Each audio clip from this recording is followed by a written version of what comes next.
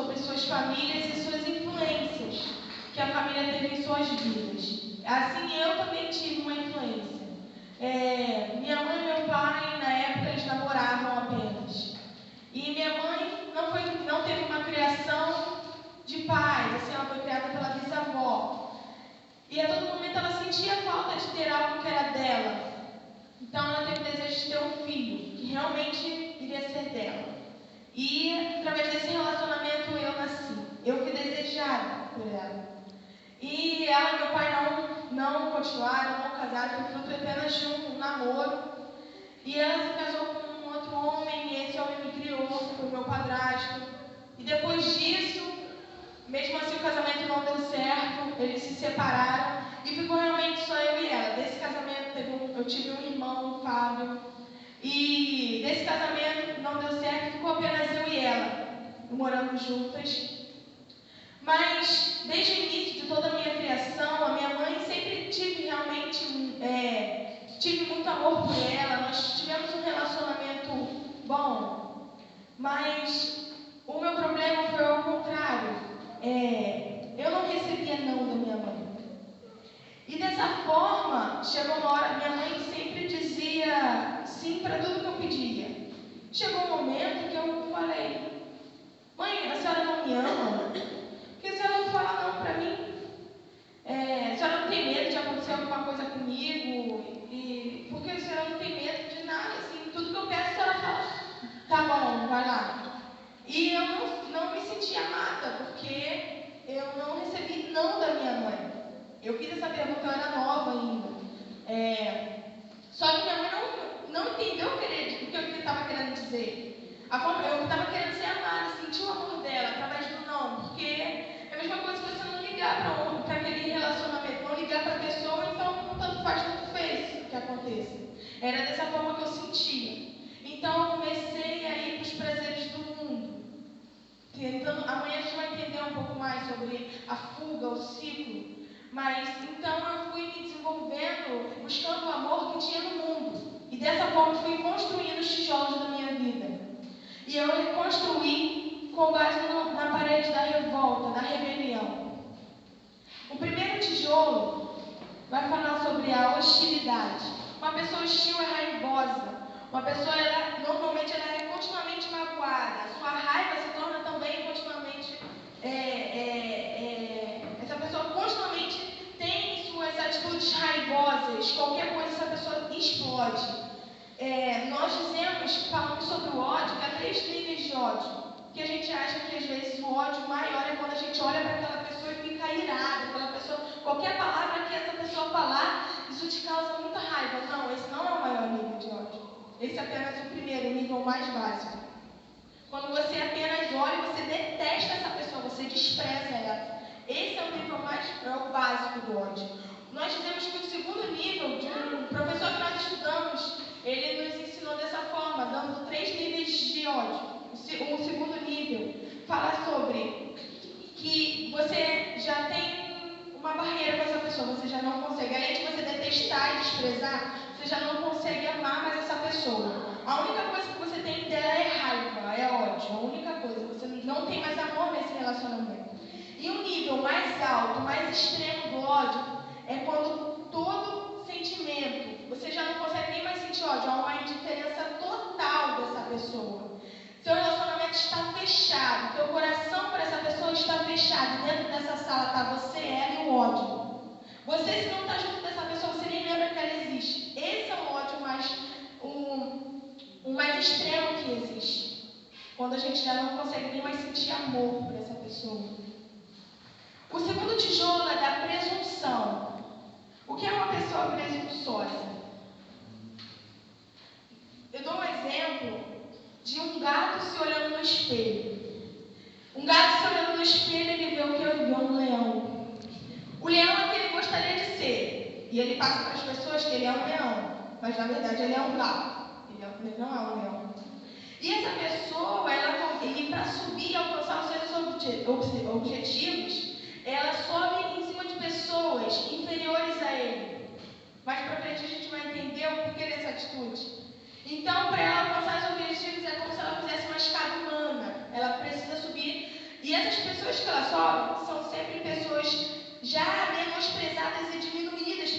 sociedade. Ele só lida com pessoas inferiores a ele.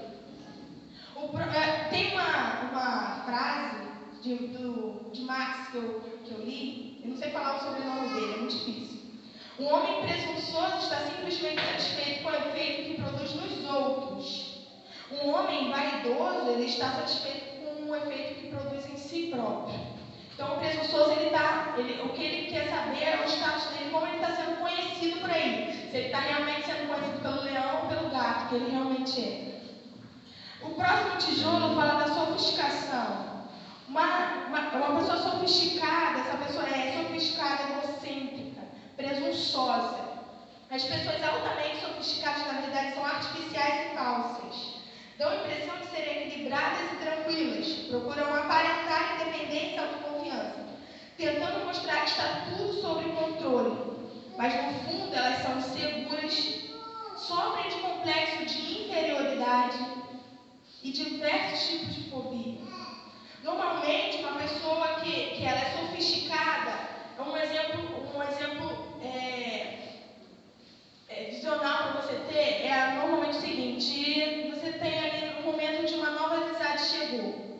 Só que essa nova amizade te lembra alguém ou alguma situação que te fez bem.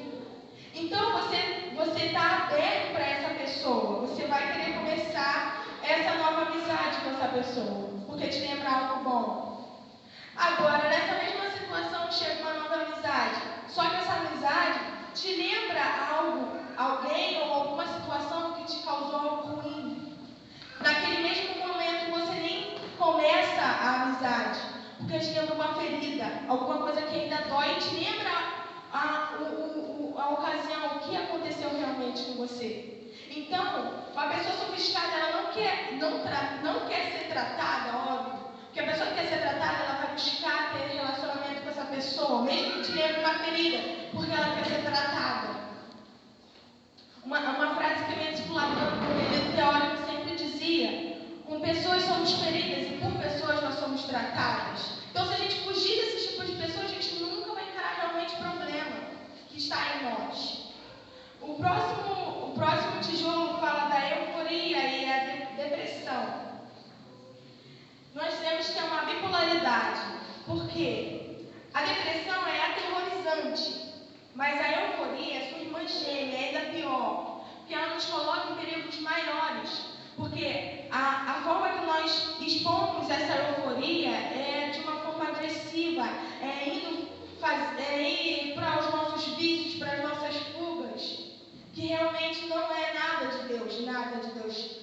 Como a Tati também deu exemplos aqui de como ela buscava suprir aquelas carências, aquelas dores. É dessa forma que essa pessoa vai ficar. Uma hora ela está depressiva, nada satisfaz, nada faz ela feliz. Outra hora ela está totalmente eufórica, ela vai buscar prazeres carnais, aquilo que vai suprir naquele momento aquela dor, aquela tristeza que ela está sentindo. O próximo tijolo fala do complexo de superioridade. Um exemplo disso é uma pessoa que tem um grau acadêmico elevado. Uma pessoa com complexo de superioridade e tem esse grau acadêmico elevado, tem faculdades, graduações, ela vai começar a lidar com pessoas inferiores a ela, porque dessa forma ela vai ser superior, lidando apenas com pessoas inferiores a ela. Normalmente essa pessoa ela teve uma criação rígida e também teve muitas zombarias durante a infância, provavelmente sofreu muitos bullying. Mas a superioridade também contribui para isolar, inviabilizando bons relacionamentos, porque os únicos tipos de relacionamento que essa pessoa quer ter é só aqueles inferiores, para que ele possa sempre estar com esse ego superior, elevado, sempre com esses status no meio daquele público-alvo que ele tem. O próximo tijolo fala do competitivo. Uma pessoa competitiva, ele só é amado quando procede algo corretamente. Provavelmente essa criação dele, tudo aquilo que ele fazia, se ele exercia com êxito, então ele recebia o amor. Se ele tirava notas boas, o pai falou: muito bem, meu filho, mas você ainda pode ser melhor. Nunca estava bom. Se algum esporte ele ia bem, ele era reconhecido e através disso vinha o amor. Então ele cresceu achando que tudo aquilo que ele fazia com excelência era daí que vinha o amor. E ele começa a ser uma pessoa competitiva, porque dessa forma ele se torna também, sendo uma pessoa rígida, inflexível. O próximo tijolo fala do dominador.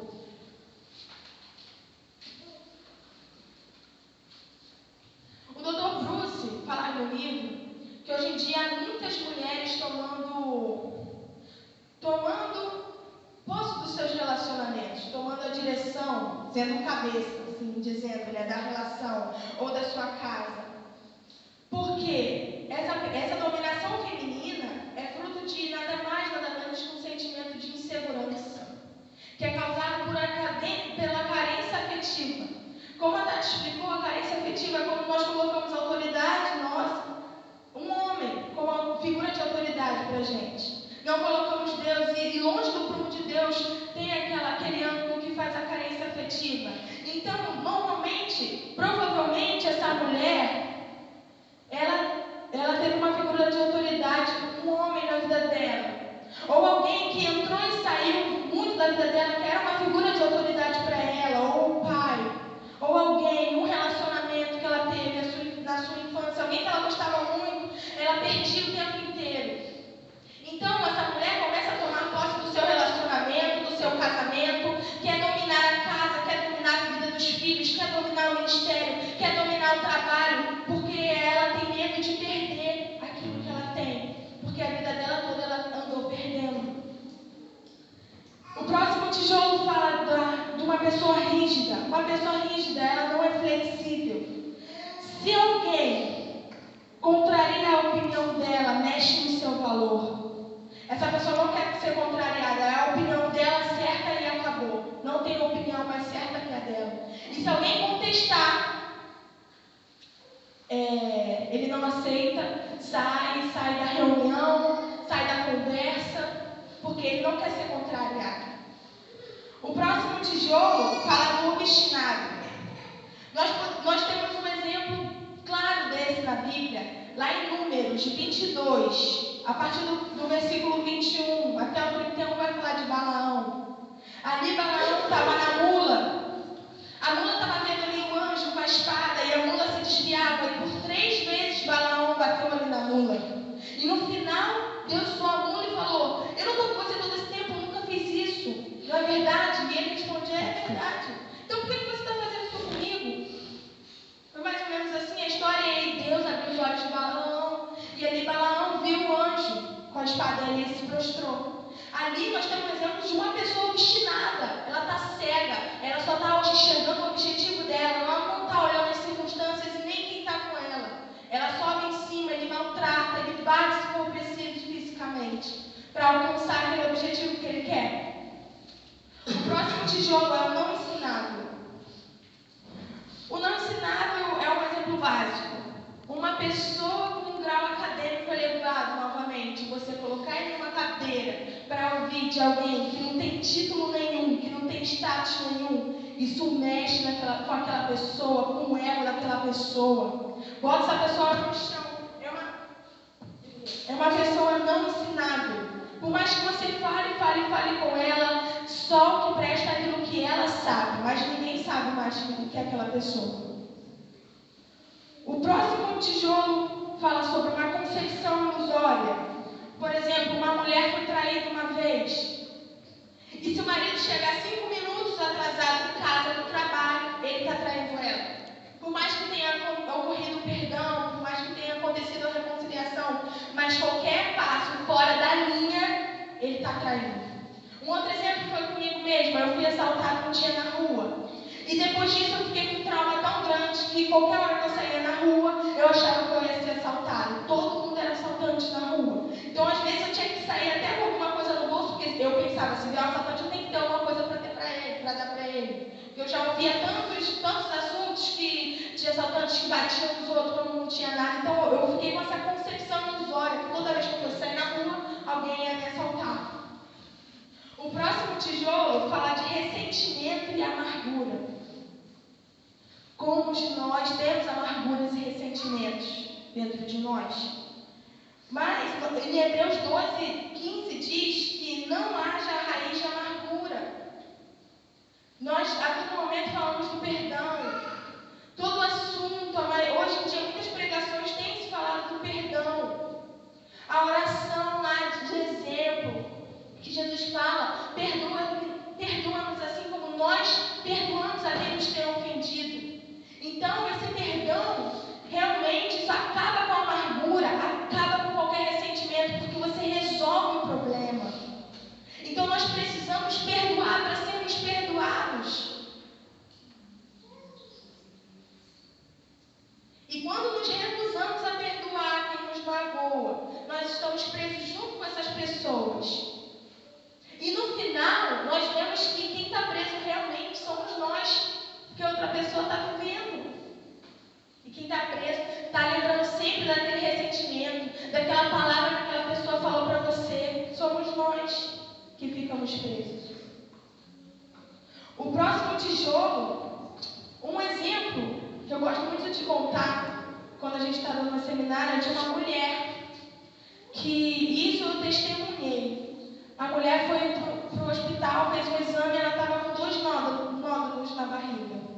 E depois de muitas ministrações, ela reparou que ela precisava perdoar uma pessoa que tinha causado um trauma, alguma coisa que tinha acontecido com ela há muitos anos. E quando ela decidiu perdoar essa pessoa, ela ligou, ela entrou em contato, procurou essa pessoa, pediu perdão sincero.